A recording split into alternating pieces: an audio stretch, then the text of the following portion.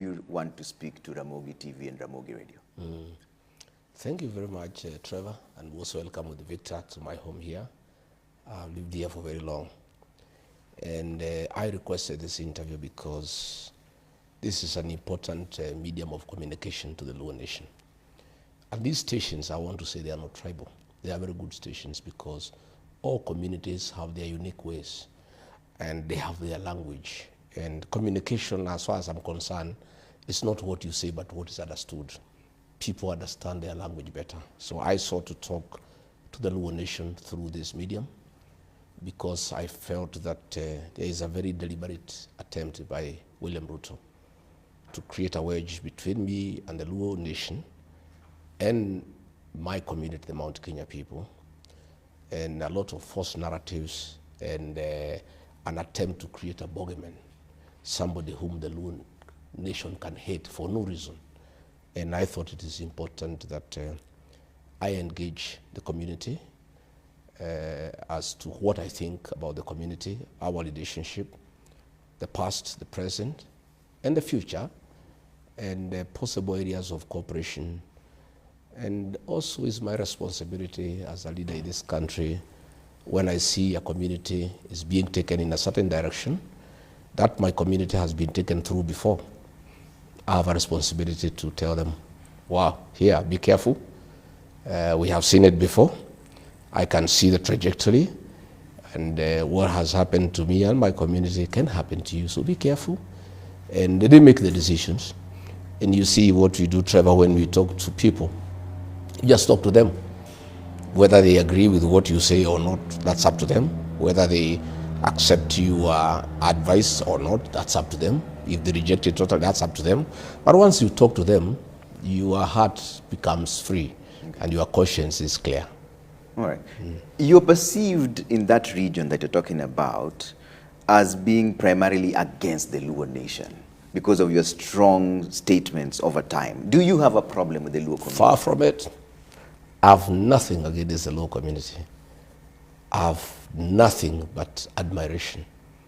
I'm a great admirer of the Luo Nation. And my history with the people from that nation is very colorful. I am a student of political science, and the people who have made me who I am, the professors and doctors who took care of my politics at the University of Nairobi, are from the Luo Nation. The late Dr. Nyangira took me through basic concept in political science. The late Dr. Katete Orwa was my mentor at the University of Nairobi. Professor Wanyande was a great lecturer, and today I owe to them for my politics because I know a lot. In my employment life, I was mentored by two great public servants, three public servants from the Luo Nation. Samuel Eric Oreta was the district commissioner for Kiambu, a great man from Kedube. When I reported to Kiambu as a young district officer, 25 years, he took me through how to be a good administrator. And I'm a good administrator through the hands of Samuel Eric Oreta. I went through Peter Aburu, who was my district commissioner in Kakamega. Later on, he became provincial commissioner in Nyeri. He took me through mentorship. The late Hezekiah Oyugi, Kalam Maduong, that great administrator, I worked under him. I have good relationship with the Luo community, and I must tell you, I trust the professionals from that community, like many of us do. All these rich people you see here in Nairobi, all these very educated people, they are doctors, are from the Luo community. Professor Ogutu is a great doctor at the Nairobi hospital, and I had challenges with my stomach for many years and had to see many doctors until somebody recommended that I see Professor Ogutu in 2016, and the matter was settled. If I go to Nairobi hospital and Professor Ogutu is not there, I go away unless it's an emergency until I see him. Our architects, the people, the men who designed this house, Architect Touma, a great architect, he designed this house for me 30 years ago. And even when I have to do my interior in Nyeri, wherever I am in my family hotels, the professionals from the Luo community are great people. Okay. A structural engineer Ogutu, he has done all my structural work. Okay. I have many artisans who work for me. Okay. You know, yeah. I have a very great respect for the Luo professionals because they are really professional and they are very proud of their work. Okay. They are people you actually cannot avoid if you are serious Kenyan. All right. So anybody saying that I have a problem with the community, far from it. I have nothing against the community. We have had problems politically. Okay. And when people are opposing each other, when the late Raila Odinga was an opponent of Mwai Kibaki, I was for Mwai Kibaki. So ordinarily, there was a contest between my community and the Luo community. Asante sana, asante sana. Labda nikigusia kidogo, tukisonga nyuma kidogo, kuna wakati ulikuwa katika msafara wako wa kwenda Kisii, ukapitia Bomet, kuna matamshi mengine uliyoyasema ambayo ni kana kwamba ni kudhalilisha hii jamii ya Kijaluo.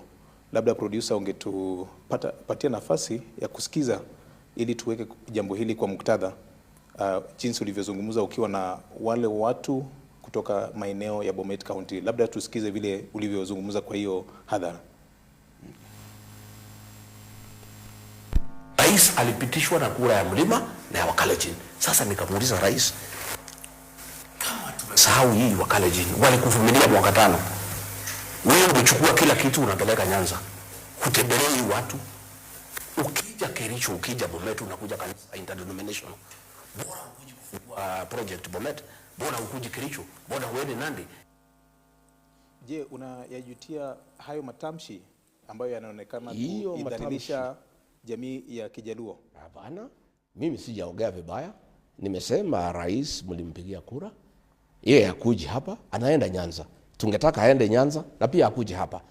Sio ati aende Nyanza peke yake, hata mlimani siku hizi akuji, hata pale ingine haendi. Mimi nilisema tulipigia huyu rais kura hapa Kericho. Nimemuona ameenda Nyanza the whole of Christmas. Hajakuja hapa. Sijasema asiende Nyanza, nimesema akitoka Nyanza akuja nyumbani. Kwa sababu hii Kenya ni yetu sisi zote. Huwezi kaa sehemu moja usahau wale ambaye pia walikupigia kura. So matamshi yangu nilikuwa naambia watu ya Kericho, mimi sirithiki ya kwamba rais sio ati hatembei. Kama angekuwa ofisi na hakuna pahali anatembea, ingekuwa labda ako na kazi mingi kwa ofisi na ameamua hatembei Kenya. Lakini nilisema tunamuona anatembea pande ile ya Nyanza kila wakati. Na si Nyanza peke yake kwa Luo Nyanza. Nyanza ni kubwa, iko Kisii, iko Kuria. Sio kusema ni Nyanza peke yake ya Luo Nyanza. Hii ni mojawapo tu ya kanda ambayo ilinakiliwa ukizungumza hayo matamshi. Kuna baadhi ya video ama kanda ambavyo wewe kama naibu wa rais wa kitambo ulizungumza kana kwamba unaidhalilisha hii jamii ya Wajaluo. Je, unajutia matamshi yako kama kiongozi katika hii nchi? Mimi sijafanya matamshi yote dhidi ya jamii ya Wajaluo. Kama tulikuwa na mambo ya siasa tukipambana na marehemu Raila Odinga, hiyo ni matamshi ya kisiasa. Na siasa iko na marubano kwa sababu ni mashindano.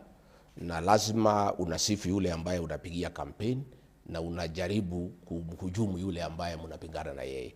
Lakini hakuna siku mimi nimetoa matamshi ya kuhujumu jamii ya Wajaluo. Do you believe the president should only visit places where he got votes? No, the president should visit everywhere. Then why should it be a problem when he goes to Nyanza? No, I'm saying he should visit everywhere. You are very but specific. He should not, you told those people that you are the ones who voted for him, but he's taking your development yes, to Nyanza. Yes, do the Nyanza people deserve any development? They deserve a lot of development. And the president should visit Nyanza as many times as practically possible.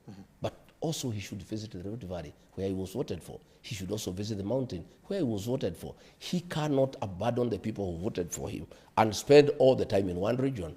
I was saying he must be balanced and he must serve all Kenyans equally.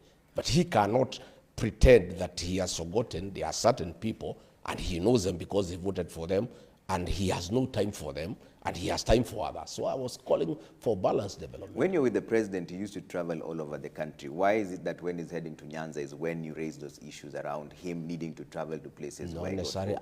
I just gave an example at that particular time. Do you accept that he's been to the other parts of the country as well? I gave that example at that particular time over Christmas period because the Christmas period he spent all the time in Nyanza. And now, do you believe that he's visited other parts of the country? Well, I've seen him go to Western. Okay. I've not seen him go to the Rift Valley. I've not seen him come back to the mountain. He should visit all parts of the country. Okay. And he should visit all parts of the country and do real and tangible development, not to go to insult people. That I agree. Let him visit everywhere, including Nyanza.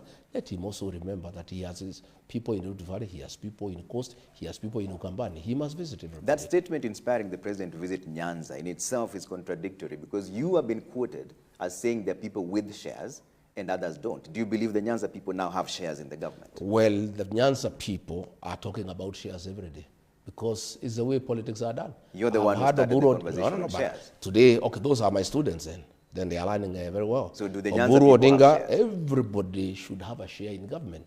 And what they are asking for is the right thing. And that is what I was asking. They removed me from office. The ODM people removed me from office for asking for shares for the people who voted for the president. I have had Oburu Odinga, I have had Suluhu and other leaders in ODM telling William Ruto, if you want us to join you, we want 50% shares in your administration. That is the same thing I was saying. But they removed from office and say talking about shares is a very bad thing. And that's why I've been saying they are very hypocritical. You know, shares is about forming government. When you join somebody in a coalition, there are certain expectations. And it's all about shareholding. You agree. If we vote for you, what is there for us? Because politics is about interest. And I have seen the ODM people. They are actually very bold. They are asking for 50% shares. I've heard the governor of Mombasa saying that they want the seat of the deputy president as a reducible minimum. All they were accusing me of is what they are practicing. So there is really nothing wrong about a discussion about what will happen to you when you form government. So unasema wewe huna tatizo lolote na jamii ya Wajaluo. Hayati Raila Odinga alipofariki, alipoaga dunia, hukuonekana katika ile hafla iliyokuwa Nyayo Stadium, hafla iliyokuwa Kasarani, hafla iliyokuwa Mamboleo, hata hafla iliyokuwa kwake wakati wa kumuaga. Saa hizi ni miezi mitano, hatuja kuona kama unaenda ku... It's true. I sent condolences to the late Raila Odinga, and I had planned to go to the Nyayo National Stadium. And I got information that some goons had been arranged to attack me, so that it could create conflict between the Luo Nation and the Kikuyu Nation. And I applied my mind as a senior politician, as a strategist, and I realized that it was a very important occasion for Raila Odinga and his followers, and it would have been imprudent for me to seem like I have brought chaos into a very solemn ceremony that was very, very important. I planned to go to Bondo. I also got information. And you know, from where I'm coming from, for the longest, I've been attacked by goons in this Nairobi, and most of them have been organized by a senior civil servant from Luo Nyanza. The goons that have attacked me in church in Kariobangi, in Mweki, when I was coming from the airport, were organized by a senior politician from Nyanza, who is also organizing goons in Nyanza. The ones you that have evidence for the that ones that statement heckled, that you're making? yes, I have. The ones that heckled Orengo were organized by the same person. So I have also my own intelligence. I get to know what goes on in the security sector and in the country. So when I learned also in Bondo that there were plans to attack me physically as a strategy to create a wedge between the Kikuyu Nation and the Luo Nation. Because what would have happened if I was attacked in Bondo, the Kikuyu Nation would have felt very bad and create an enmity with the Luo Nation. And the Luo Nation had nothing against me, you know. In fact, let me tell you, the last time I was in Luo Nation in the company of William Ruto, when I was his deputy, I was given such rousing welcome in Migori, in Homa Bay, in Siaya, in Kisumu. For the 4 days we were in Nyanza, the Luo Nation welcomed me like a king. So I knew, you know, people who have dirty schemes of trying to create a wedge between the two communities wanted to attack me at Nyayo National Stadium and at Bondo to create conflict between the two communities. But I'm too smart of a politician to fall into such hands. Ameshazikwa, kuna baadhi ya delegation bado wanakwenda kwake alipolazwa, lakini bado hatuja kuona. I did call my mama Ida Odinga, and I gave her my personal condolences, me and Pastor Dorcas, and we did place a request that we would like to go to Bondo. and she told us that things were still quite heavy, and at the appropriate time she will give us an answer. We are still waiting, and if the family tells her, in fact I was ready with my elders and everybody, but we cannot go to a home unless the owner of that home tells us come. Are you saying they've denied you entry? No, they have not. Because it's been 5 months and you've not been there. She told us why didn't you go to Karen? She told us to wait, and we are waiting. Yeah, you cannot force yourself into somebody's home. I'm an elder, I'm a leader in this country. I also am a person who respect families and homes and traditions. What kind of message does it send, Mheshimiwa, when someone you say you revere passed on and you've not been seen anywhere near that place for 5 months? I have made, I made my condolences. I have passed my condolences to Mama Ida Odinga. I have said if accorded an opportunity, we would like to go and pay homage to the gravesite. In one of the interviews with the local radio station, and I'm quoting what you said that Ruto alikuwa anajiringa na Raila, sasa Mungu ni nani?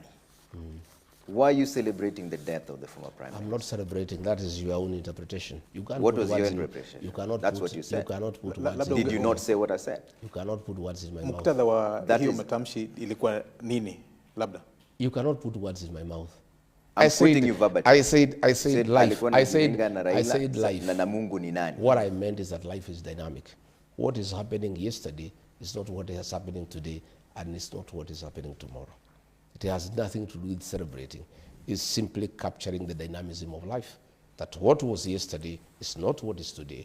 What is today is not what is tomorrow. Life is not static. Life is dynamic. It keeps on moving on. Mbona kwa ule uchaguzi uliopita ilikuwa sawa wewe kufanya kazi na Rais Ruto, na wakati jamii hii ya Wajaluo kitaka kufanya kazi na William Ruto, kwa kura ijayo inakuwa tabu kwako? Nani amesema iko tabu kwangu? Matamshi yako ni peupe, Mheshimiwa. Sijasema iko tabu. Matamshi yako ni peupe, yanasema hivyo, yanaangaza hivyo. Mimi nakuuliza, siku rais alikuwa anapigana na Raila Odinga, alikuwa anaunga mkono? Hakuwa anaunga mkono. Kwa hivyo siku tulikuwa tunapigana na Raila, hatugeunga mkono. Tena mimi sikupigana na Raila, alipigana na Rais William Ruto. Mimi nilikuwa nasaidia William Ruto kupigana na Raila, lakini yule ambaye walipingana na yeye ni Raila Odinga na William Ruto, sio mimi. Kwa hivyo huwezi sema ati niko na shida. Mimi sina shida, mimi natafuta uongozi. Ruto anatafuta uongozi. Na lazima sisi tupigane na Ruto kwa sababu tunataka kumshinda. What has changed now? Because this president who you're saying unataka kupigana naye kwa sababu unataka kumshinda was a darling at some point to you. Is it because of the impeachment that now you've changed tune for someone you referred to as your brother? William Ruto betrayed the Kenyan nation. The Kenyan nation or you? The Kenyan nation. He's still the president of the nation. It's he betrayed the Kenyan nation. He said he'll put money into people's pockets. Instead, he took the little that he had. During his campaigning, he said there will be no extrajudicial killing.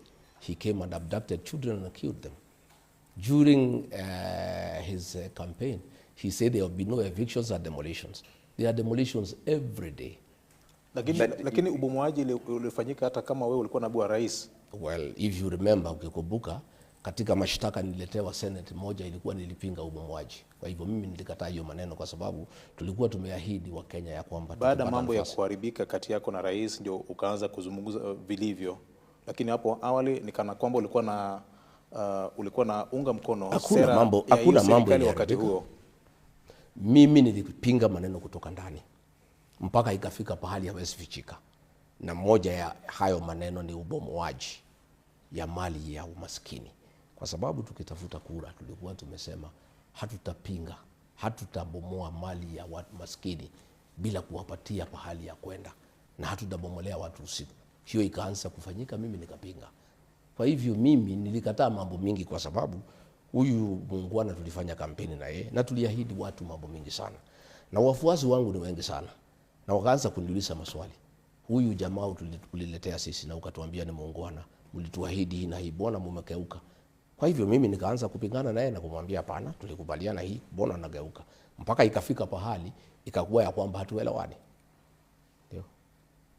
Let's talk about housing for a bit because it's one of the projects that you're talking about here, and we've talked about demolitions.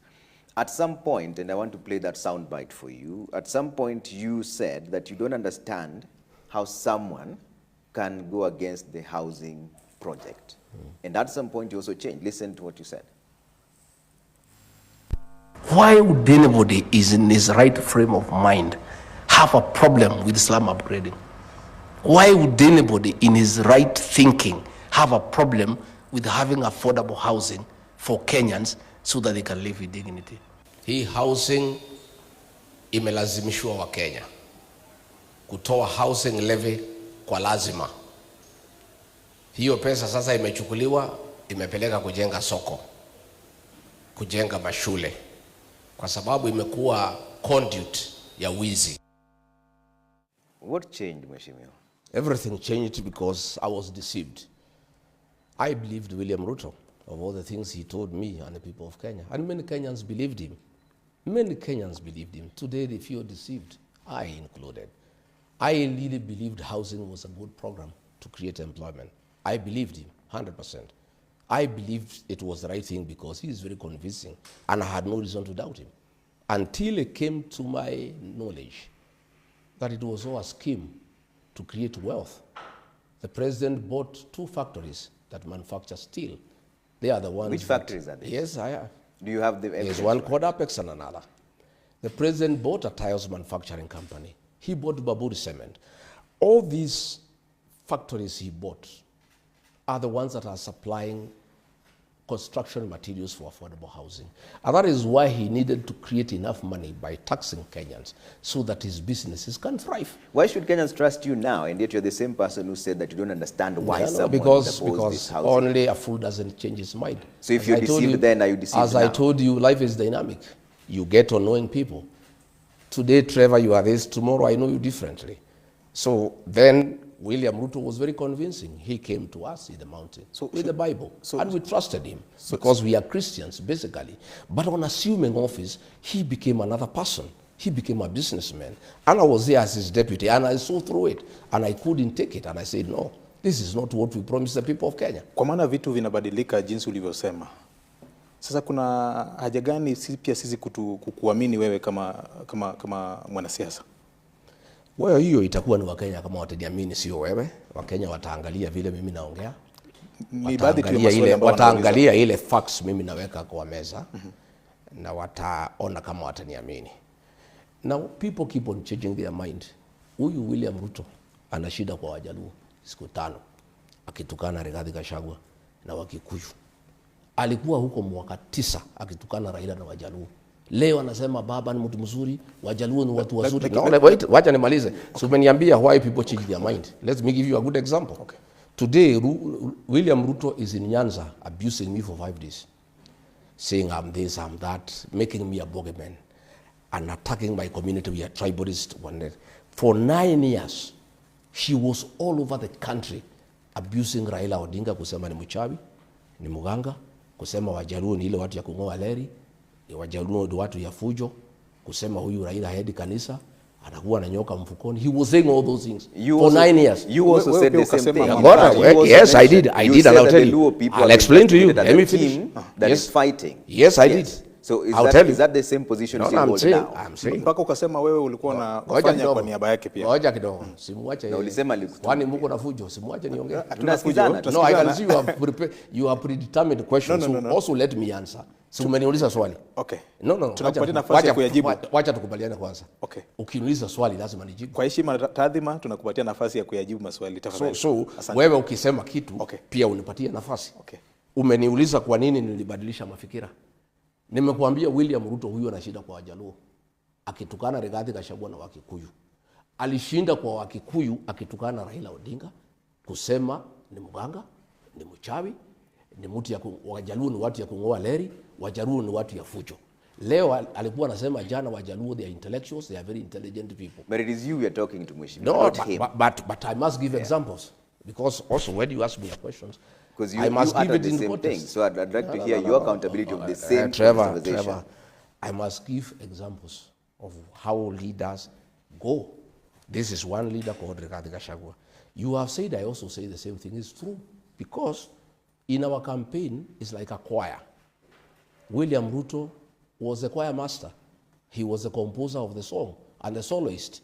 So wale choir members wanafuata what the choir master is saying. Yeah, ndiye alituambia hiyo maneno. Sasa wewe ulikuwa kwa chorus. Yeah, tulikuwa chorus. But have you now changed your mind? You know, me now I'm a choir master. So those who are behind me so now, the song has now changed. I have a different song. Why should they believe you now But that the song was not my changed? song. It's just a song that you No, changed. it was You're still not my song. You're still the same chorus, and now you're the choir master. That song was not mine.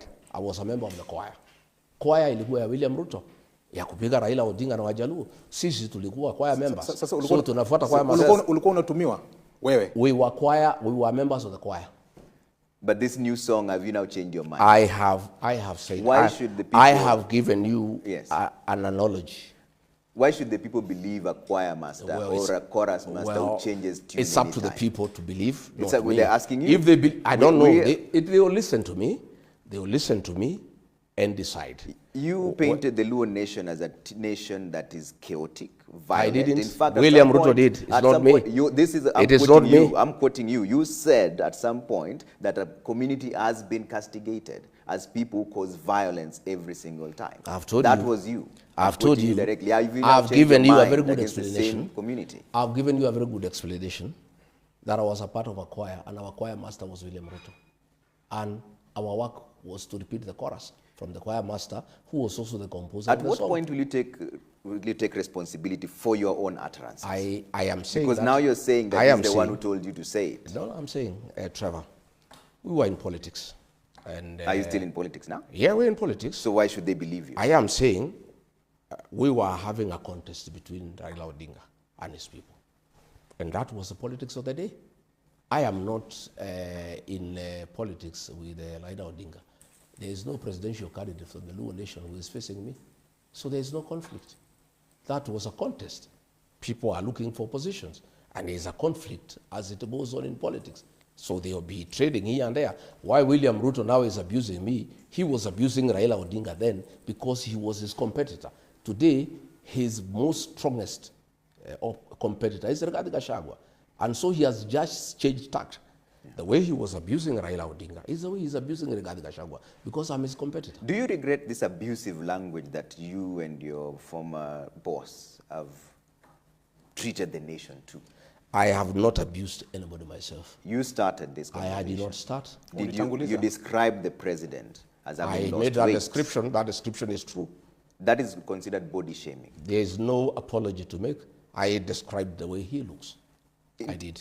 Chapter 6 of the Constitution and Integrity, Article 73(3), says that state officers should behave in a manner that bestows respect and dignity. I'm not a state officer. You've been the second in command. I am not a state officer. I'm not a state officer. So are you now allowed then to just abuse officer. your other fellows just because you're not a current I am state not a officer? State officer. You've been the second in command. Do you regret the statements I have no regret whatsoever for my utterances. I made a true description that our other Kenyans have made. I'll continue speaking truthfully. You know, people say when people who steal, what are they called? They are thieves. People who do this and that, they must be described for who they are. And if anybody has a problem, you can take me to court. Do you believe that statement is demeaning? No, it's not. What do you think it is? It's up to you to think. You've what just, you think. I've told you I'm not the one who made the statement. I have nothing. I have nothing to say about it. I've said it's a true description of what I see. What does the appearance of the president have to do with governance? Well, you'll have to ask him. You are the one who described him. I'm saying it's you to ask him why he's so agitated. But I'm speaking to you, and you're the one who started this conversation. You are the one to ask him why he's so agitated. Tumekuuliza kwa sababu wewe ndio ulikuwa mtangulizi wa jambo kama hilo. Are you a lawyer for the president? This is waandishi wa habari. No. You also cannot. Are you here holding his brief? It's a question that everyone No. I can see. You're a leader. Are you holding a brief for William Ruto? Honorable Rigathi Gachagua, you've been the second in command in this country. And you're now thinking of being the head of this country. Have you condemned Do you him? think those statements were regretful? What I would ask you to, have you as a president, whether he has regret? I'm speaking to you now, not to the president. We'll speak to the president at the right time. It's you we are tumekuuliza kwa sababu tuko na wewe hapa na wewe ulikuwa mtangulizi wa hayo I don't think this interview you hold brief for President William Ruto. We're not holding brief for in my view. We're asking you to be accountable for the words that you said. I had hoped that you would ask me issues or development to do with We will get to nation. that. Let's clear out a few things first. Kuna maswala I refuse to kuna, have kuna that. maswala ya uongozi I refuse to have you have kuna maswala ya uongozi na uadilifu jinsi I've already alivyosema answered katika that chapter question. I 6 have ya nothing to katiba. add.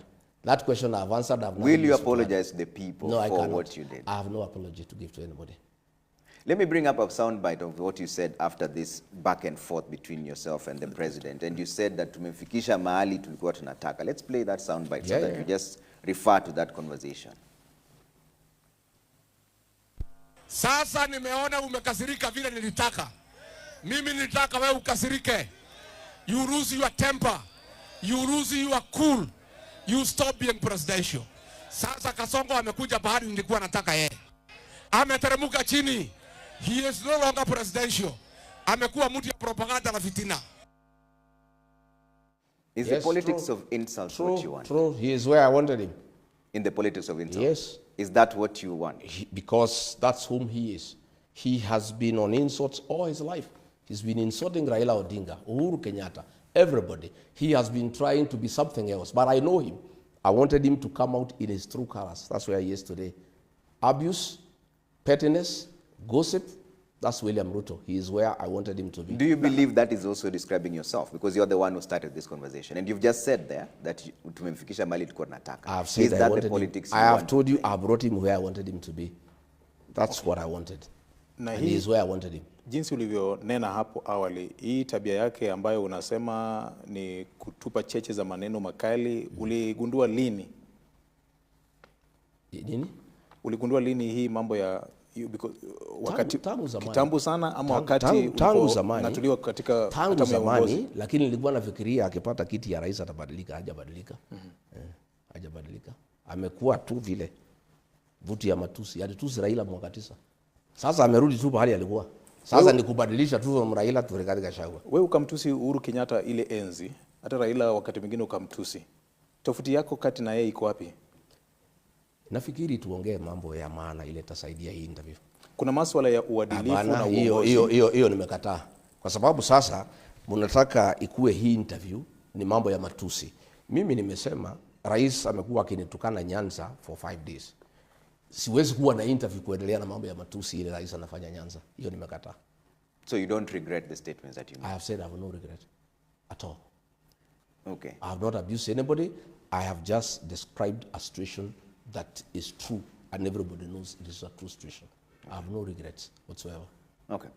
Let's talk about this broad-based arrangement. President William Ruto has been forging an alliance with the broad-based arrangement on ODM, which you strongly advised him against, telling them that they will regret working with him. What did you mean by that? That? What did you mean by the broad-based government will regret working with President William Ruto? Well, I was in coalition with William Ruto, and the minute he became president, he turned against the people who elected him. I know him. So mine, I cannot tell the Luo nation what to do. But I can only give a word of caution that Raila Odinga, in his greatness, has one great legacy. He founded and developed and grew a strong political party. I'm on record publicly saying how I admire, when he was alive and when he's dead, I admire ODM party and the quality of leaders that came through ODM. Will you be willing to work with ODM? I don't have a problem with anybody. I have a problem that ODM is on his deathbed. And we want a strong political party. Strong political parties are good for our democracy. When William Ruto decided to work with Raila Odinga was deputy, and I asked him, you had a lot of problems with this man. You told us this man is the cause of all Kenyan problems. You hated Uhuru Kenyatta with all your life and said so publicly for working with Raila Odinga. How come, after having a problem with Uhuru Kenyatta for working with Raila Odinga, you now want to work with Raila Odinga? What has happened? And he told me, we were quite close. He confided into me that we cannot allow ODM to be. We must destroy ODM. So we must get nearer Raila Odinga, get nearer ODM and destroy it so that we are able to govern. This is hearsay, you're saying. So you're saying the president wanted to destroy ODM? Yes, he told me. But it is the same party he wants to work with now. How does that make sense? He doesn't want to work with ODM. He has destroyed ODM. ODM is a pale shadow of his former self. What will happen, and you tell me, this NDC that is scheduled for Friday, that is ODM's last supper, and I hear Ruto wants to attend. Let me be very candid with the ODM followers. That is Raila's legacy. Please don't allow William Ruto to destroy ODM, because I have been in this space before. The only way a region can protect its interests in a government is through a strong political party. My people from the mountain, we are in the terrible situation we are in, I included, because we went to join Ruto without our own political party. And he shortchanged us, turned against us, and can do whatever he wants. If ODM agrees to be swallowed by William Ruto, the people of that region will be at his mercy. And they'll come to cry the way we are crying. So it's up to them. And if they must join William Ruto, because we cannot stop them. Yeah? If they must stop him, if they must work with him, I'll give them a few tips, because it's important that I do so. And if they listen to me, it can help them. If they ignore it, it doesn't matter. But at least I'll have spoken, and it will be on record.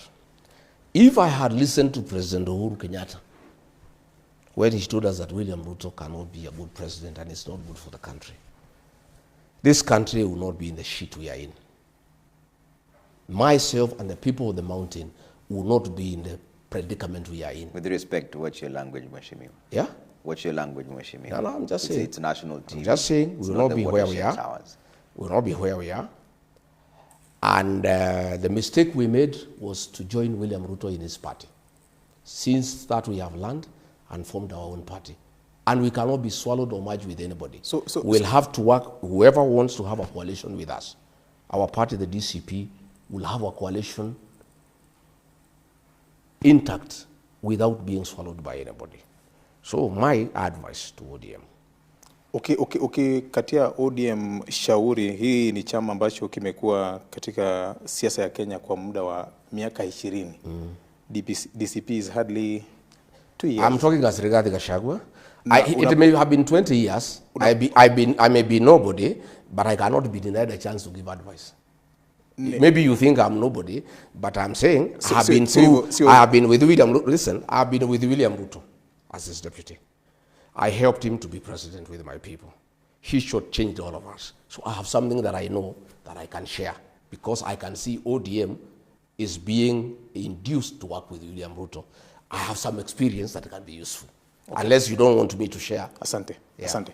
Umenena hapo kwamba nyinyi kama watu wa mlima mlidanganywa kwa sababu hamkuwa na chama cha kisiasa.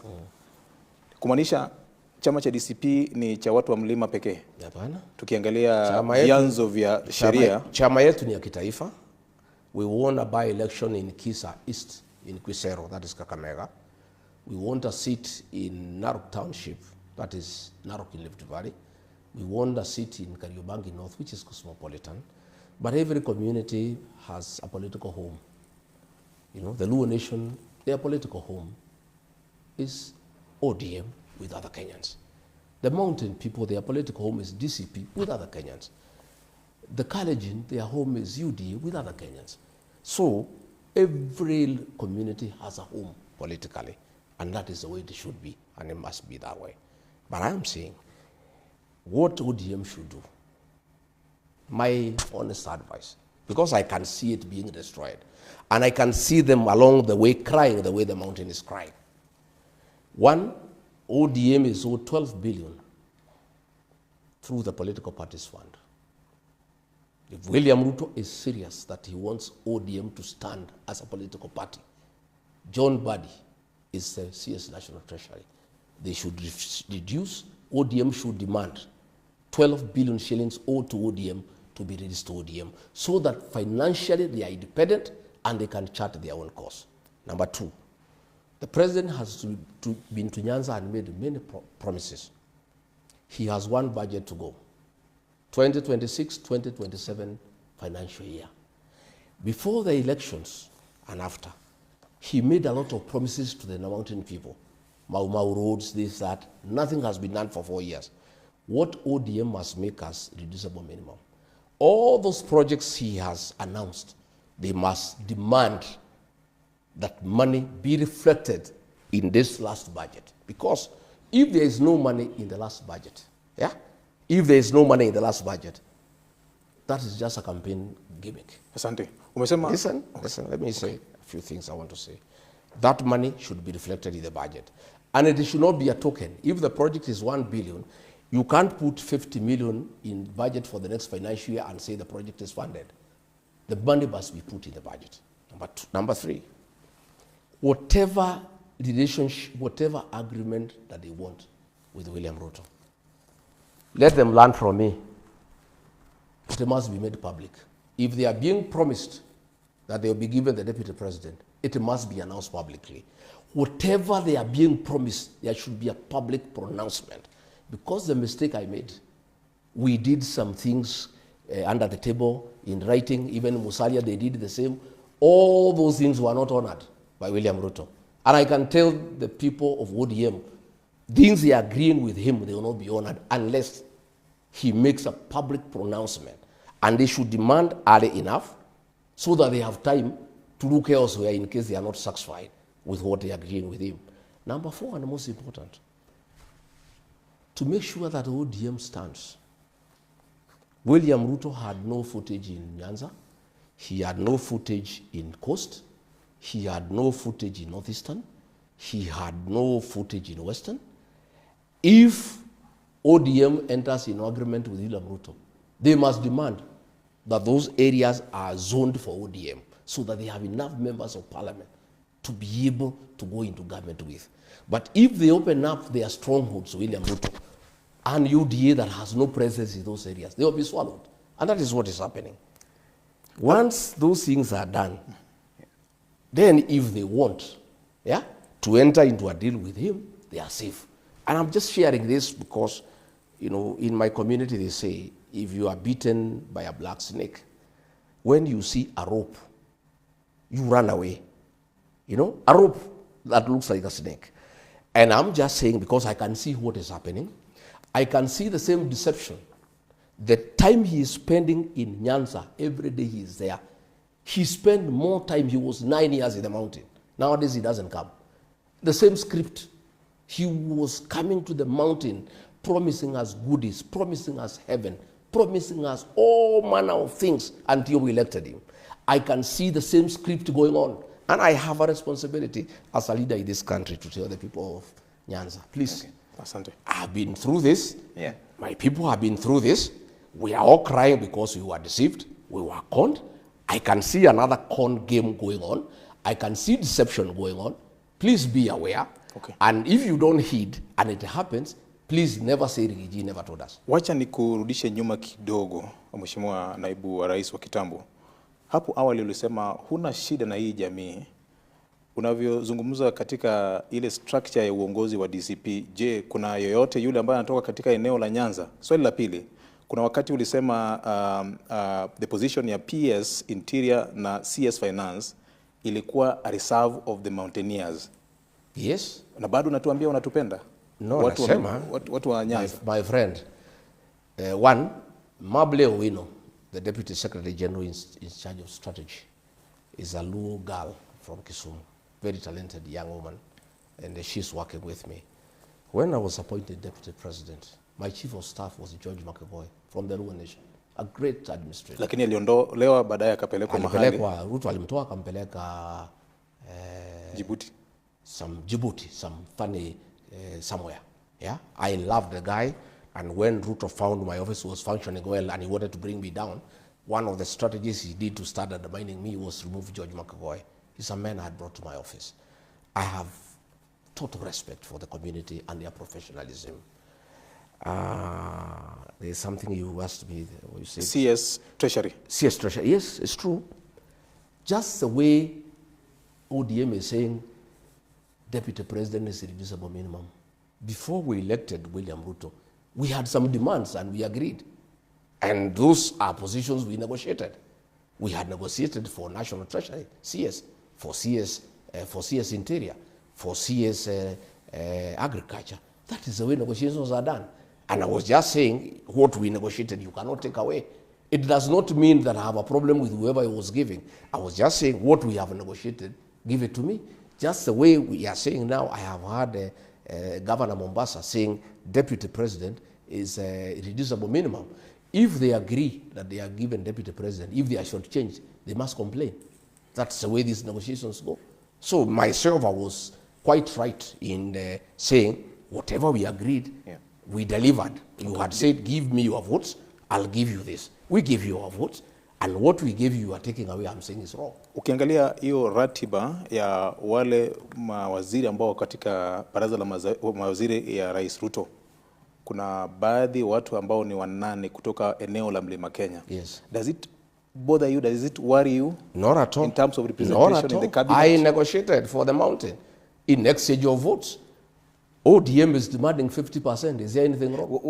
You demand, you know, my friend. This you know, this is politics, where the problem is. Politics is a game of interest. This is where the problem is. So what about the other nations and the other tribes? But have that you asked? talking about? But have you asked? That conversation. Have you asked that Oburu when he is talking demanding about, 50? What will happen? That to the rest is of the a conversation they're having, and I'll speak to him when we speak to him. Yes. But we're speaking to you now. The Mount Kenya region has about 8 CSs, more than 15 PSs, and more than 300 in this cycle of government in terms of leadership. Is that fair distribution of resources and appointments, considering my brother Trevor, we had a political negotiation. William Ruto wanted votes from the mountain, 4 million votes. We gave it to him, and we say in exchange, this is what we want. That's the way politics are done, and that's why I'm saying ODM cannot agree to dissolve, because if they dissolve, how will they negotiate with William Ruto? They've not had a conversation of dissolving, but I'm asking you, because you're a leader of the opposition now, and if you have a negotiation with ODM, will you then offer them the 8 slots and the 15 PS my that friend, you're talking about? The dynamics of those negotiations will dictate what will happen then. We are not yet there. Let's not cross the bridge before we get there. Negotiations are informed by the parameters that exist at that time. William Ruto had been rejected by all other Kenyans except the mountain. He was desperate for the mountain vote. So we also asked him, we are the only people who are willing to back you. Coast rejected him. Northeastern rejected him. Nyanza rejected him. Western rejected him. Nairobi rejected him. Nobody else was willing to back him. The mountain was the only stupid region that could not see through him. We were conned, and we have accepted our mistake, and we are going to correct it. But since we are the only ones who are available to support him, we demanded as much as we could, because that's the nature of negotiations. But now, if we are in a coalition like now, we are with so many other people, I don't think we can demand that much, because whoever we are with, we are many of us, you know. But that time, other than the mountain, nobody else trusted William Ruto. They knew him, and they knew whom he is. Do you understand and history is repeating itself. As we speak today, only that region seems to believe William Ruto can be anything. And that is why they are demanding 50%. And I think they are quite right. Because the mountain doesn't want him. Coast doesn't want him.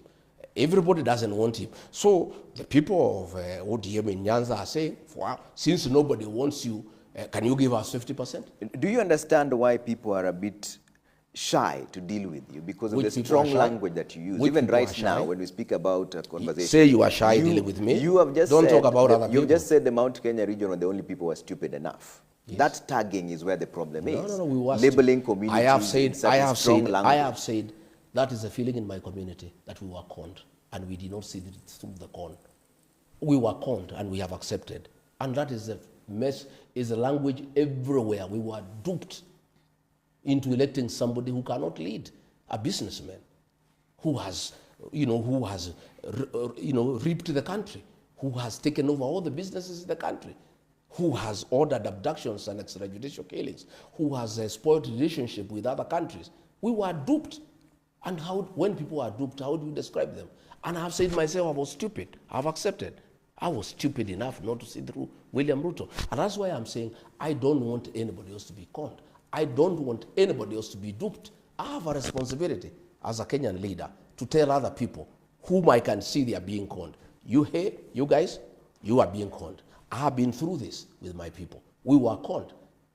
And if I don't tell you, because myself, I feel terrible because Uhuru Kenyatta had warned me and our people, and we did not listen. And we can therefore not blame Uhuru Kenyatta because he had told us, this man is not fit to lead. This man will make sure there is no country. The same has come to pass in Uhuru Kenyatta's lifetime. I don't want any other community to fall into the same trap when I'm alive and when I have a mouth to tell them. And that's why I'm telling the people of Luo Nyanza, hey, be careful. And if you must go to bed with this man, can you demand the following? Will you approach ODM and have a conversation around coalitions with them? Because Wiper has given that coalition making is a continuous process. We are waiting to see what happens after Ruto breaks down ODM and what remains and whom we can deal with. How will he break it down? Because there's been no conversation about dissolving already. It's a conversation for a coalition, a broad-based government.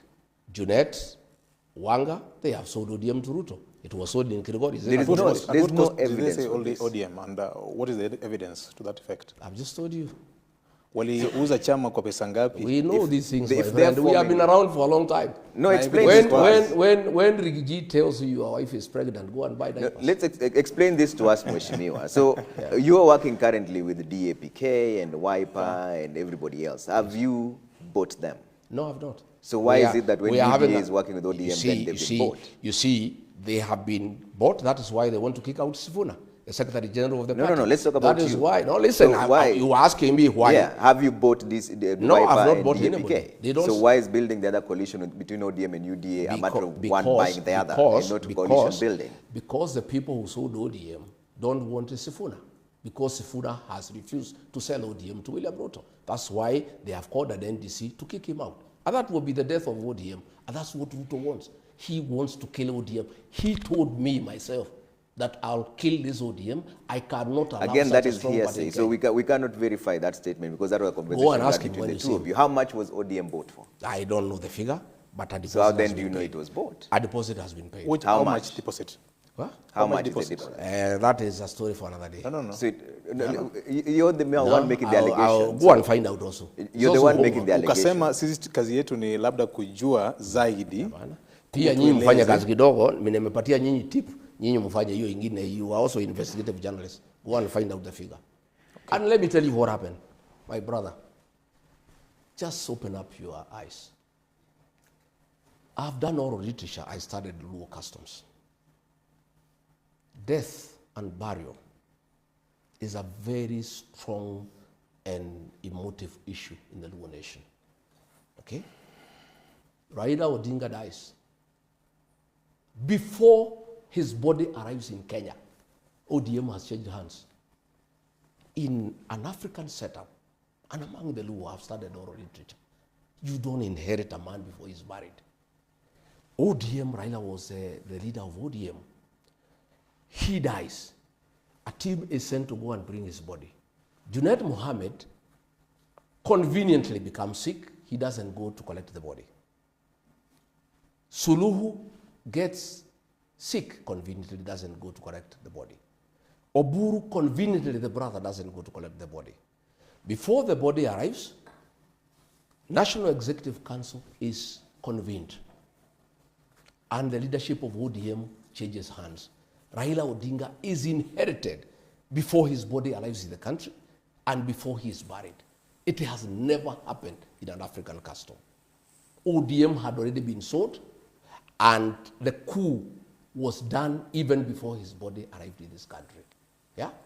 And that is why they want to kick out Sifuna, because Sifuna cannot agree to that scheme. The statements of the ODM being sold is the one thing you keep referring to, but you can't tell us how much. Why should we I've asked you, conversation? And you keep referring to Sifuna, that is one person. Doesn't it that is just you, a fallout Trevor? with one person. No, you are low. Doesn't it bother you?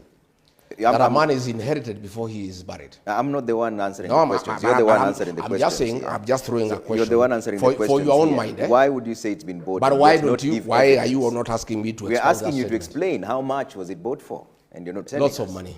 How much? A lot of. What was the deposit? Lots of money. Is it because one person leaves, then now a party has been bought? Lots of money. And I've asked you the same question. Have you bought Wiper and DAPK, the ones you're working with?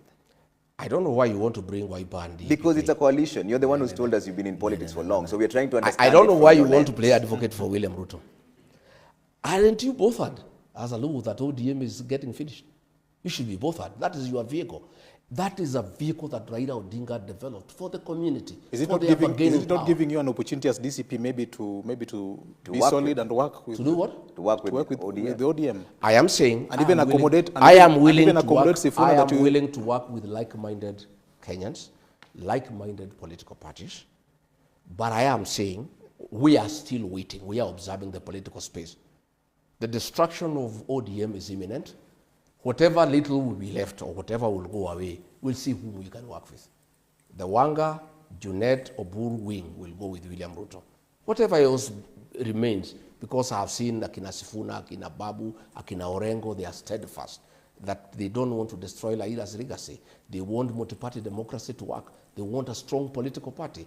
The Akina Orengo are very clear that you cannot finish ODM. Is that the wing of ODM you want to work with? There? Is that the wing of ODM? I don't know what will remain. Let's see what happens on Friday. You just said that they are I'm just saying. That's the Linda Mwananchi team. I am listening. Are you working with them? I am listening to Orengo. I'm listening to Babu. I'm listening to Sifuna. And I agree with him that we need good, strong political parties for Kenya's democracy. I'm in agreement with them. So you're likely to work together? Yeah, why not? Have you had a conversation of working together? Not yet, but why not? Politics, as I told you, is dynamic. We can work together. Okay. Yeah. But are you willing to have a conversation with Oburu Oginga? I have no problem. I can work with anybody. Okay. I can work with anybody who wants to work with us. Okay. We have no problem. Including President William Ruto? What? Are you willing to work with President William Ruto? No, I'm not willing to work with President William Ruto. He's bad for the country. He's destroyed the Kenyan nation. We had very good education system bequeathed to us by Mwai Kibaki. Free primary education. He has destroyed it. We had day secondary school bequeathed to us by Uhuru Kenyatta. He has destroyed it. We had Leader Mama, destroyed. He has sold public assets, Safaricom, Kenya Pipeline, JKIA. But all these are being done by the approval. We have a shell of a country. But are being done by the approval of the National Assembly. No. Which is an entity given that mandate to do so. There is no approval. And by the way, the National Assembly is also captured. Yeah, it's not a house that now represents the people of Kenya anymore. It's a captured house. Including MPs who are allied to you, you say are captured? Mine are the minority. The majority have the way. When did this Damascus moment for you appear? When you now noticed that the person described as your brother is running the country down? 1 year down the line after you were impeached? 1 year down the line after we came to office. 1 year we had problems. But you never said anything. I said it internally. You only talked about this after you impeached. I said it internally. But when I was still in office, I said not. Why didn't you resign? Why should I? I was not elected by William Ruto. I heard him saying that he gave me an opportunity. He didn't give me an opportunity. I was given an opportunity to lead by the people of Kenya. The person he has given an opportunity is Kindiki. I was elected by the people of Kenya, not William Ruto. When you were friends, in fact, I'm quoting you again, you had said that President William Ruto, you were not to be known if it wasn't for President William Ruto. In fact, at the time, you were having a camaraderie with him, saying that he's been holding the hands of other leaders, including yourself. Why has that changed now? That was then. But that does not make me daft. Because I was friendly with William Ruto, I have no brain. The minute I started seeing the country is headed in the wrong direction, I told him no. When I was in office, my friend, if you remember, I called a press conference in Mombasa on 26th of June about abductions and extrajudicial killing and told him off. I said, Mr. President, don't call our kids criminals. These are our sons and daughters. I stood with the Gen Zs when I was in office. At that point, there was already a conversation about your impeachment. But don't say, no, that was June. Impeachment came in October. I didn't speak when I left office. When he sabotaged the war on drugs, on the fight against drugs and alcohol abuse, in Nyandarua, I told him on his face, why is your CS Interior and PS Interior sabotaging the war on alcohol? I heard him saying that I was taking money from cartel. They said you are extortionist. Yeah, he can say whatever he wants to say. If that was true, it should have been one of the charges of the impeachment. It wasn't. That is an afterthought. After I have really put him to task and I have created a huge one-term movement in the country that is sending him home. The reality of one term has just sunk to him. I have told you, I told him publicly, don't sabotage the war on drugs and alcohol when I was in office. I did not start telling him off when I left office. And one of the reasons why he had to get rid of me is because I was opposing him from within the cabinet. When he brought the finance bill, 2024, I was the only one voice in the cabinet to say, no, this is not acceptable to the people of Kenya, and the people of Kenya will have a problem with it, and we shall have an egg on our face. And it came to pass. I went back to the cabinet, I said, Mr. President, I told you, after the Gen Zs forced him to back down, I said, I told you, you did not want to listen to me. I told you this thing cannot be accepted by the people of Kenya. So this argument that I only spoke after I left office is a fallacy, it's not true. I spoke from inside, and that is what precipitated my removal, because I was bringing oversight and sense, you know, and starting with the people of Kenya from within government. And by the way, that is what the framers of the 2010 Constitution wanted. They wanted a deputy president who is elected and who can check a rogue president from within government. That was the intention of the framers of the 2010 Constitution. They did not expect a robot, an appointed deputy president like the one we have, who cannot say no to the president because he's his appointee. The framers of the 2010 Constitution wanted to bring oversight within the executive so that you have a president and a deputy who are both elected. But and since not both of them can go wrong at the same time, if one of them goes wrong, the other one can check him. Hiyo ilikuwa kazi ya bunge. Tuko na makamati mbalimbali za bunge kuangalia jinsi executive inavyotenda kazi yake, mheshimiwa. Are you trying to rewrite what the Constitution says in terms of its spirit and letter? I am saying there is something called the letter and the spirit of the law. The letter is what is written. The spirit is the intention. Why did the framers of the Constitution want two elected people, one president and a deputy elected by the people? So that the deputy president has a voice because he's elected by the people. The current deputy president we have is a robot. He's somebody's appointee. There's nothing he can say. Everything is yes, sir, yes, sir, yes, sir. You had said in one of the political meetings when you were still in good terms with the president that wewe ni mtu wake wa mkono, wewe ni Mr. Yes, sir. I see, yes, on good things. I was prepared to be yes, sir, on what is true, what is good, what is constitutional, what is within the law. I had no problem. And for the good things that we were doing, I was supporting him 100%. But when he started abductions, extrajudicial killings, I said no. Okay. When he started demolitions and evictions, I said no. When he started theft of public resources, I said no. When he started misappropriation of public funds, I said no. I was prepared to be loyal, yes, sir, on things that are constitutional, things that are good, things that serve the people of Kenya, things that are appropriate, and that improves the lives of the people of Kenya. I was more than prepared. Thank you. The minute I realized that what was happening is not what is supposed to happen, I said no. Kuna wakati ulikuwa kama naibu wa rais, wakati chama cha ama coalition ya Azimio walipokuwa na maandamano, tulikuona ukiraukia mapema sana kwa ofisi yako, ukicoordinate masuala ya kudeal with mambo ya maandamano, watu waliuawa, watu wakapigwa vibaya sana, mali ikaharibika.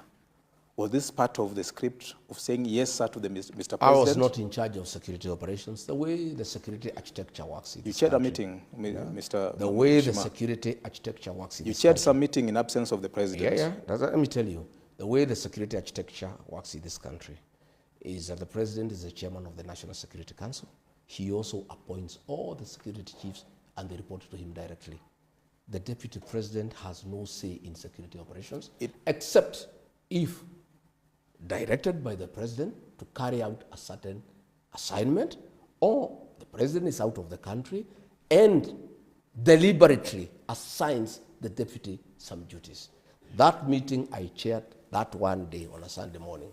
We had gone to the airport and he was chairing the meeting. At time was going, he told me to continue with the deliberations. Okay. But all decisions on the crackdown on Maandamano were made by the president, executed by Kindiki and Raymond Omolo.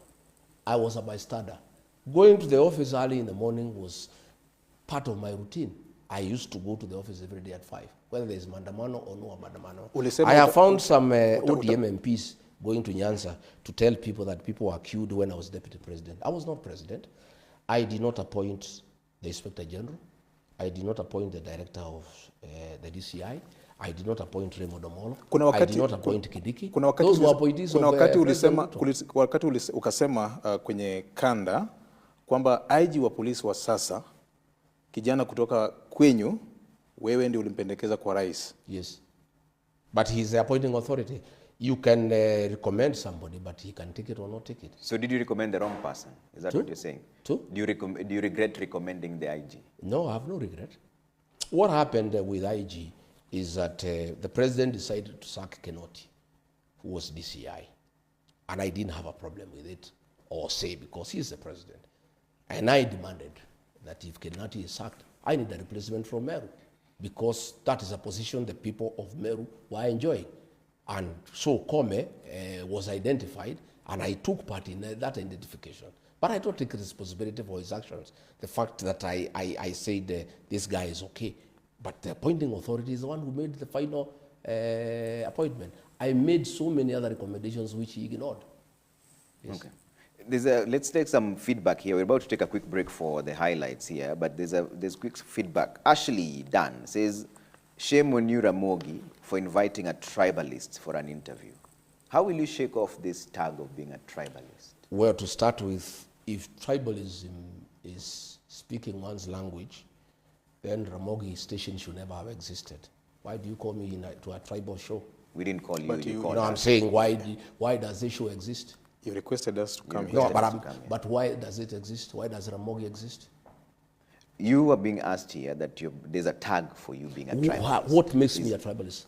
Shareholding conversation is one of them. But Guru is talking about shareholding. But let's not deflect the question to other people. It's you who started this conversation on shareholding. My friend. And people believe that you stand for the mountain more than any other reason. Shareholding is part of the agreement between Wetangula and Musalia Mudavadi, and is signed by William Ruto. Does that make him a tribalist?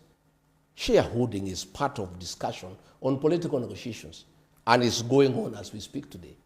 And there's nothing wrong with anybody saying, if we support you, this is our expectation. And that's what ODM is saying. And they are saying it so loudly. Why is that person sending you that message, not asking why Oburu and those who are asking for shareholding with Ruto are not tribalists? Because we're speaking to you now. So is that the same arithmetic that you have that is a tag. Let me tell you, that tag of tribalism has been pushed by William Ruto. But when I was supporting him, he never said I'm a tribalist. When my community was supporting him, he never said I'm tribal. My community and I are not tribal. Ask me why. In the last election, we had a candidate called Mwaura. We never gave him any vote. We gave 4 million votes to William Ruto and 1.3 million votes to Raila Odinga. I had the leeway to say I cannot support William Ruto because he comes from another community. Okay. Then how do you call me a tribalist after supporting a Kalenjin to a man? I supported him with my people. Okay. When did he realize we are tribalists?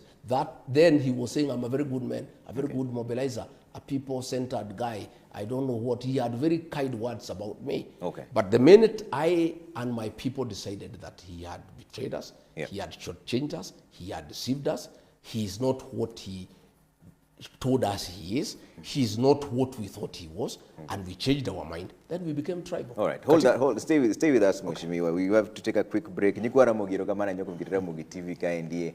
Wengi hapa kwa wasikilizaji na watazamaji, kuna moja na hoji kwamba ulipokuwa katika ofisi yako kama naibu wa rais, kuna jamii moja almost constitute about 50% of staff in your office from your backyard. Does this worry you? This is Edwin Sirega from Migori asking that question. Labda ungejibu hilo swali. Mimi ningeuliza kama inawezekana tuongee mambo ya maendeleo, kwa sababu naona hii interview tumeilegesha kuwa ni kama ni mambo dogo ambayo hainasaidia wasikilizaji. Hiyo ni sauti ya mwananchi. Ameuliza swali negative, soma zile positive comment pia iko. Because nimeona positive comments kwa issue wakati ya break. Don't be selective. And I think it's also good you be professional. We are. And don't reduce a national show into asking questions that are dragging us. We are very much professional. Those are the questions being asked by the people on Facebook. And I'm sure you have Facebook as well, so you could just check. It's the same I would think if we can take time to discuss the development of Nyanza, ingekuwa mzuri. Okay. During your tenure, because there's no need for us to spend time talking to a whole community on such a popular station just to deal with the trivialities. We have dealt with them enough. I think it's time you try. We see whether we can discuss issues that can change the lives of the people of Nyanza. So matters leadership and governance. I think we have tackled that half the show. We have tackled that half the show. And that is a problem we had when I had a show here with Okwara. We dealt with the whole show on trivialities and pettiness, and we lost the gist of the interview. Okay, thank you. It's thank also you so good much. for us. Fair enough. Because I think it's also important to discuss issues that can impact on lives to the people of Nyanza, and what are my thoughts. Yeah, and that's why I thought this interview was necessary. I cannot guide you on how to do the interview, but I thought it's responsible for you as senior journalists to also allow us to discuss. Do you think responding to the people is matters worth your that time? can change and impact on the lives of the people? Is it worth your time responding to the people asking questions? When are you going to ask issues that concern We are asking you questions from the people. Because they're also asking the same questions. Even on well, to start with, 23600, there are questions. my office was run by George Makagoy. He is the one who was employing people. So when you find him, you can ask him who was employed there and who was not. I have no details as to the people who was working in that office, other than the senior staff attached to me, where I had a say. Others were public servants that were picked by the Public Service Commission, and the then chief of staff would be in a better position to know than I. Bishop Joseph Omuya from Bondo says, my question to Honorable Gachagua is this. He said that he was singing in the choir of Mr. President. How can Kenyans trust someone who can sing a song without care, even the song has something abusive words in the communities? We leave that decision to the people of Kenya on the ballot day. Do you believe the SGR will be beneficial to the Western region? That's a good question now. Now we are talking. SGR. That's a question from the same ones you're now we are talking. Now we are talking. SGR is a very useful infrastructural intervention, not just for Nyanza, but for Uganda. Yeah? And I think it can increase trade and movement of cargo between Kenya and Uganda. My only problem is that whether it's doable, because this promise has been there for the last 4 years, and it's coming on the last year of the election. What I would want the ODM people to do, and the people of Nyanza, politely, is to ask that this contract be published with the date of commencement and the date of completion, so that we know it is not a con, which I think it is. I could be wrong. And because I have seen these con games, we were promised Mau Mau Road, barabara ya orofa ya kutoka Nairobi kwenda Thika. You know, I have been in this game before, and I know William Ruto and what he does in that direction here. What we are asking is for us to know that this project is real and it has been properly done. Because this company called CRBC has been used to con people. They went to Rironi Mau Summit Road and launched that road that was, we were told by William Ruto it will be ready by April. It has not started. And there's no contract. When was the last time you were there? No, I'm just saying, wait a minute, I tell you what's happening. There's no contract, so the contractors cannot start. So there's no what has happened, nobody they have been given some little money from the National Social Security Fund, NSSF, to do what you call data works, just clearing and giving an impression that something is going on.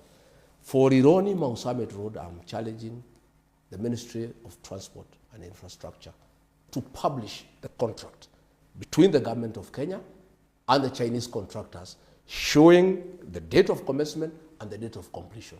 That contract does not exist. But as the work started, have you seen the work? There is no work that has started. In the Rironi Mau Summit, there's no work that is I've told you what is being done is what you call data works. Are you being factual? No, listen. Because I've been there. I was in Nakuru the other day. I was also there. No, I'm just telling you what is on that road. I'm telling you what is going on. Is what you call data works. The graders are there. Everything is there. They're there. I've told you they are called data works, but there's no contract. So the actual construction of the road cannot start.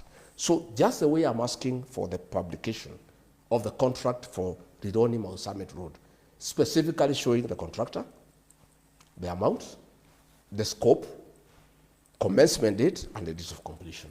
For SGR, I'm asking on behalf of the country and the beneficiaries and everybody else, because it's important and it's good for the country, We want the publication of the contract for the construction of the SGR, showing clearly the date of commencement and the date of completion. In 2024, you flanked the president while in his tour in the Nyanza region, mukaenda mpaka Rusinga. Wakati huu kuna hiyo barabara imejengwa ikaisha. Do you think that there is any other tangible project that this government has done in the region? I have not seen him launch any completed roads. I saw him launching. I would want our government, the one that we shall form, we shall borrow the model of Mwai Kibaki. Mwai Kibaki never launched any road or any project he commissioned when it's complete. I think that must be the new way of doing things, because many projects the president was doing in Nyanza the last 5 days, he has launched them before. There are roads in Meru he has launched 5 times. Like which one did he launch in Nyanza during his tour? So I'm saying in our government, the one that we want to form with my colleagues, one of the things that we are all in agreement, we want to stop this launching business. We want to stop this inspection business. Let inspection be done by engineers, not politicians. The deputy president has no capacity to inspect a road. That is work of engineers. The architects, engineers, quantity surveyors, the professionals. A president or a deputy president or a minister for that matter in our administration will commission a complete project. This thing of launching is all nonsense. And it really annoys people because you keep on giving people false hope. Most of the projects that have been launched by the president in Western Kenya, he was there. Not an inch of tarmac has been done. He made an agreement with Musalia and Wetangula that he will do 1,000 kilometers of road. I was part there. Not a single kilometer has been done. We are not talking about the Western. No, I'm just giving an example. Nyanza. Yeah. You know, Nyanza did not have an agreement with him because they were in Azimio.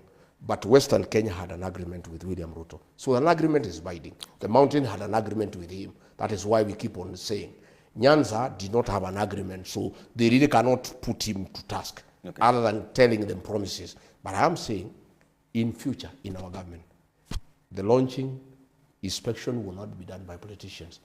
We will do the commissioning when a project is done and it's finished. Let's come back to the Rironi Mau Summit Road. So you've admitted that you've seen some works there. Yeah, I've seen what you call data works. So this is a PPP project.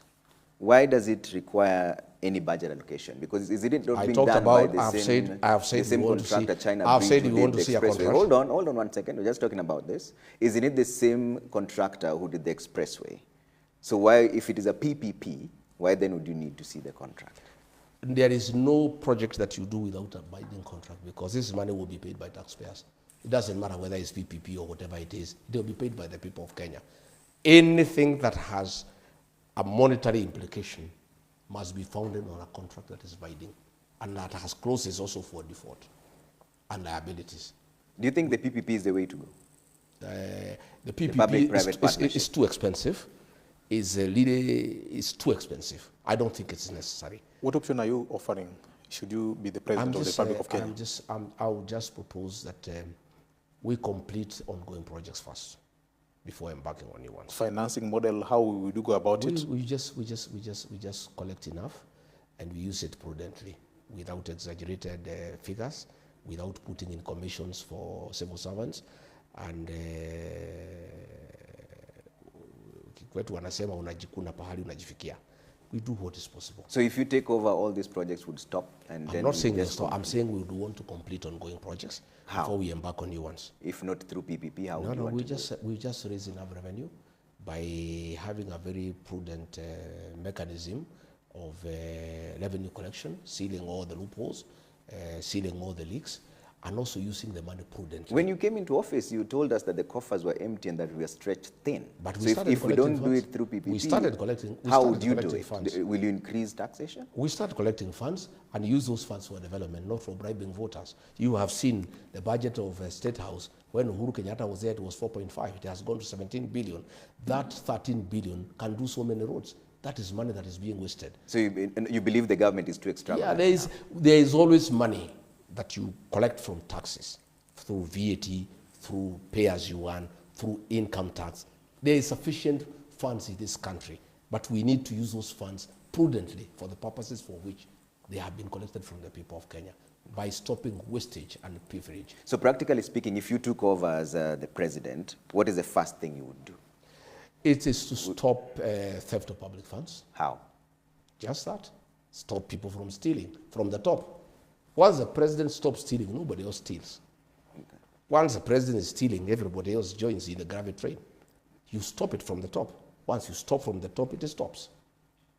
It must be stopped. How? We also I'm must still stop struggling using, with the how. I will not So- have, by not allocating 17 billion to State House. So you cut down the budget of State Yeah, House by of half. course. Not just that. I've seen the deputy president is allocating 450 billion for choppers, for going around and doing politics and doing nothing.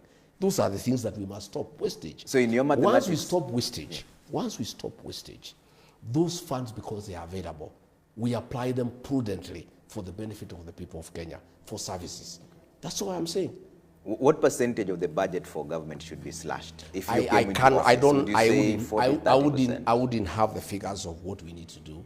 I need to get into office and put it down and see what is wastage and what is useful. Yeah, that will do. But I am clear in my mind that if you stop theft at the top by the president, the rest will follow. It's a year to election, Mheshimiwa. I'm trying to get into your tangible movements. that You'll have you my make. manifesto soon, don't worry.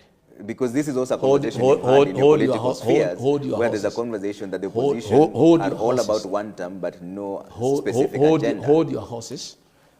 I'll be having an election manifesto explaining to the people of Kenya what I'll do for them if I'm president. When should we expect that manifesto to Just be out? hold your horses, just wait. Wait a little. For now, you don't have any general It's structure. being worked on. There are people working on it. It's a good document. It needs to be worked on. There are many technical people who are helping us to think through. We are giving our own input. We have input from other Kenyans. We are listening to many people. In the fullness of time, we'll have an election manifesto. You will be able to ask me questions based on my proposal. Umezungumzia maswali ya ufisadi kwa kina kabisa. Je, kuna maybe the pillars that top notch that you would want to maybe share with us in terms of what you envision if at all you are elected to the President of the Republic of Kenya as we wait for your manifesto? I have said we have to deal with corruption. Apart from corruption, Yeah. any other thing that you see? We What other need, things? we need to restore institutions of governance. We need to restore the independence of parliament. You know, we need to make sure that there is no interference in the criminal justice system. I have just seen they are harassing Tuju. They have slapped him with a demand of 650 million by KRA. They are using that body. After harassing him, the man is in hospital. That guy had a bad accident. He injured his spine. He was mishandled by police. He is in hospital. He has not killed anybody. He has not done anything that would warrant that kind of violence against him. The man is in ICU. They have now using KRA to intimidate him so that he can shut up. We must stop the use of the criminal justice system to manage politics. We must stop using police to deal with the business people. I said the other week, there is a tender, there is a work to be done at the Nairobi Railway City that is funded by the British. And there was a tender, and one company quoted 22 billion shillings. The one that the president prefers, called CRBC, who are doing everything. They are doing the Talanta Stadium, they are doing SGR, they are doing Bombers of Kenya, they are doing JKIA, they are doing everything in this country. They quoted 29 billion, a difference of 7 billion. Then the ones who quoted 22 billion, who are the people who had been recommended to do that tender, they went to the appeals tribunal for procurement to intimidate them and to stop them from complaining. They were rounded up from Usenge, where they are doing a road, and put in a plane and deported to China. Yeah. Those are things we must stop. Okay. The use of the criminal justice system to do politics and also to intimidate business people to the advantage of the powers that be. All right, These are the Mheshimiwa, things that we must work on. There's a question here from Steve Ogola. He says, please ask Hon RIGATHI Gachagua this question. Going by his logic of negotiated political settlements, what does DCP or his political faction offer the Luo nation as the alternative to be able to work with him in the lead up to 2027 election? Well, we don't just offer the Luo nation, we offer the people of Kenya good governance. We want good governance. Our slogan is listen to the people, listen to Kenyans. You must govern the people of Kenya the way they want to be governed, because they are our employers. They are the ones who give you power, and that power must be exercised in accordance with their wishes. I'm not just offering the Luo nation a good government. I'm just offering the people of Kenya good governance where their voice matters. When the people of Kenya say they don't want housing, I told William Ruto, there is a lot of complaint. People feel that the responsibility of government is to provide services, roads, water, electricity, sewage, drainage, security. They want houses to be left to the private sector. He told me, you don't have to do what is popular, you do what is right.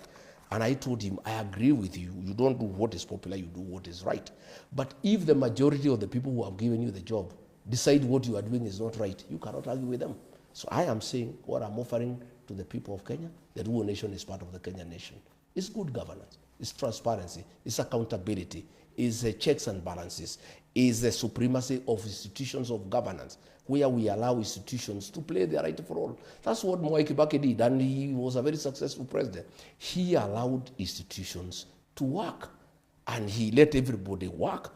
He did not micromanage the country. He didn't try to do everything by himself. You never saw Mwai Kibaki on top of a vehicle. You know, we have a president who was elected. When you are looking for leadership, there is nothing wrong with you being on top of a vehicle. But once you are elected, you settle down in Harambee House, you settle down in State House and work. You know, you can't be on. I saw him in the Luo Nation 5 days, he was on top of the vehicle abusing us. You must sit in an office and put in hard work. Sit on a desk, get briefs, digest them, and give guidance and give direction as to what will happen. We want to restore the dignity of the presidency. We want to get the Kenyan president to get back to office and work for the people of Kenya. From Harambee House, from State House. I am not going to be a president. If I am elected president of the Republic of Kenya, you will never see me on top of the vehicle. I'll either be in office or I'll be in State House working. All right. We're about to give you a chance to give closing remarks because we're running out of time here. But there's a question here from one Eriko Kach from Kisumu. This says, the families say it's a rather insensitive question, but we'll just ask it because the people have asked.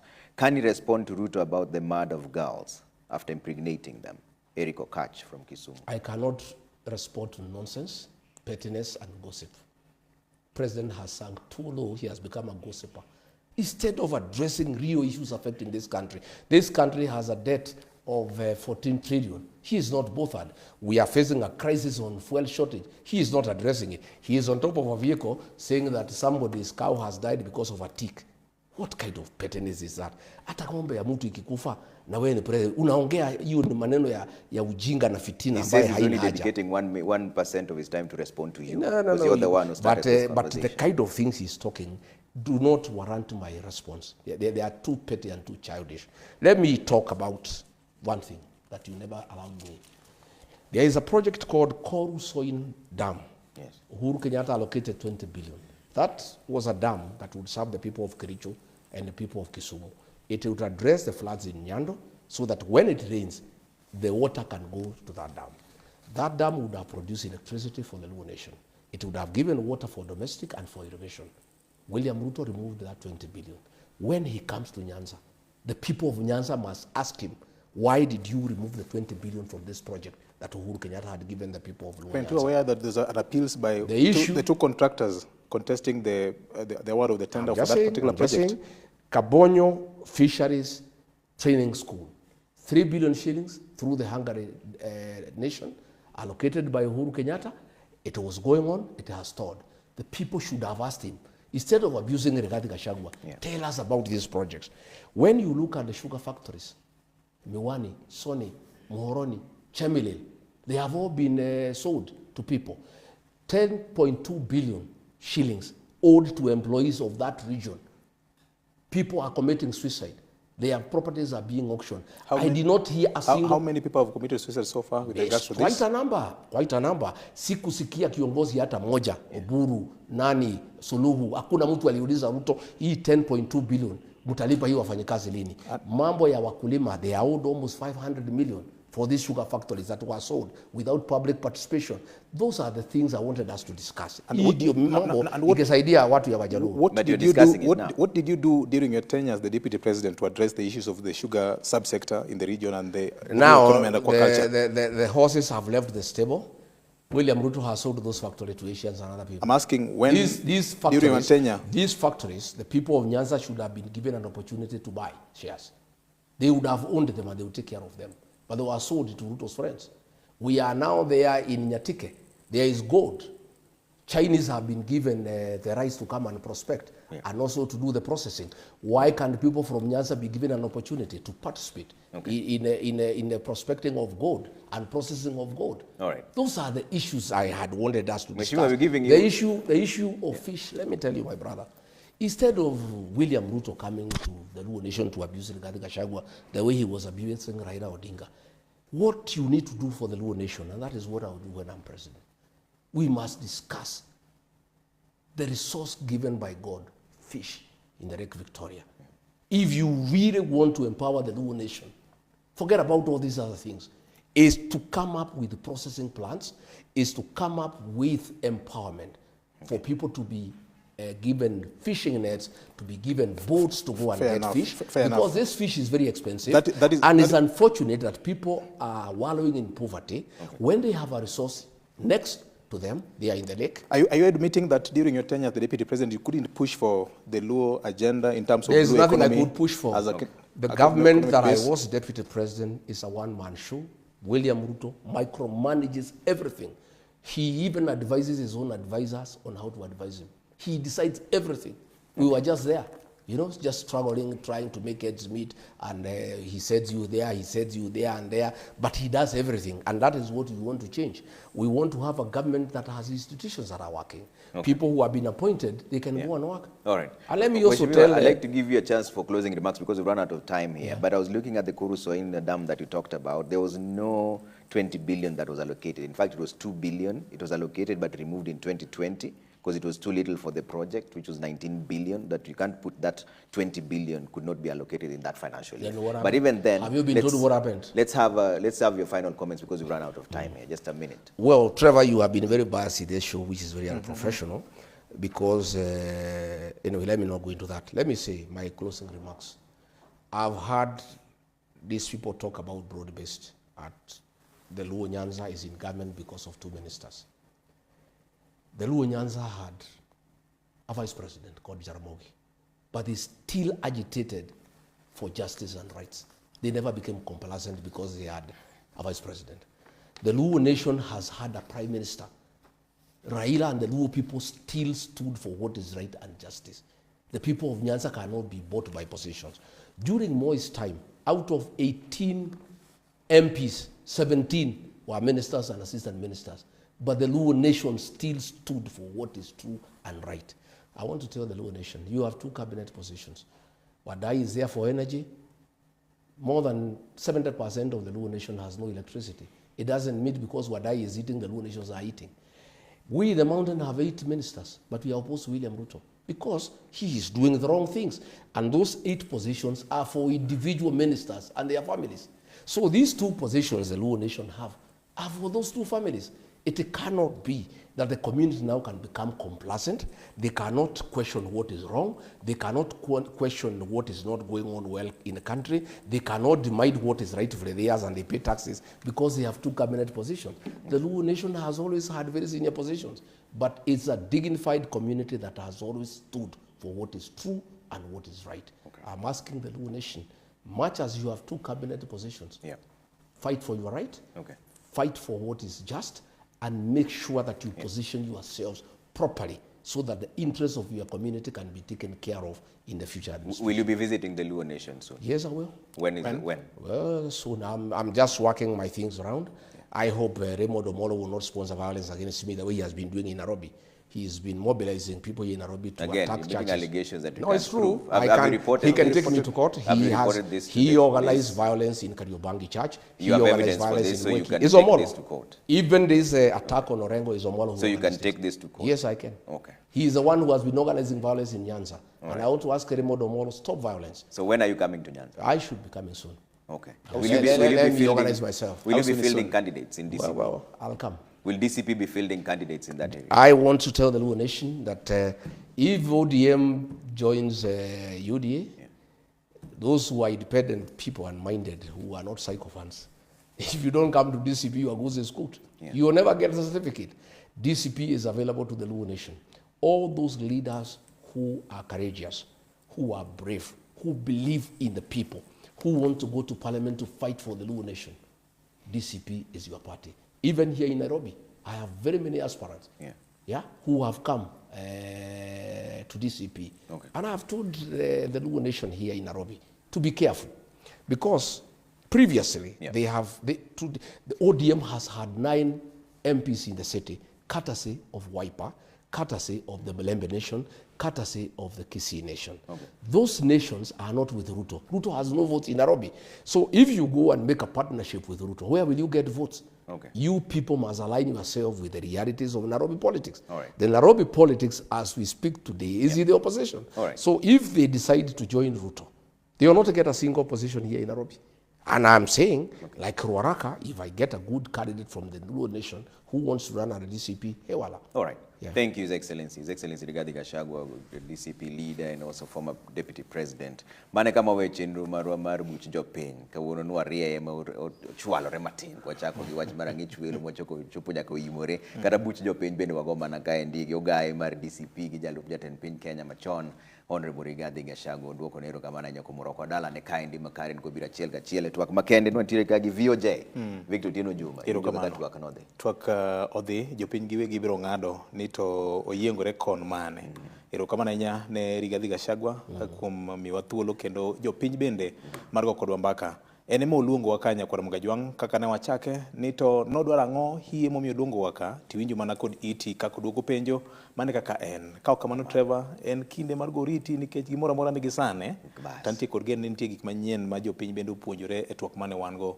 odiochieng' makawuono sa koro chopo wanodoko nwero kamano kweti Ramogi TV kan kaka pile nyinga Trevor Ombija jandingo panga jonyakach dendo nombija taya nyakwar guok ocha pesa George Bati Daddy Cool bro biro mondo nyis weche mosebedo katimore pacho ka duoko nwero kamano ahinya kuom kete Ramogi TV ka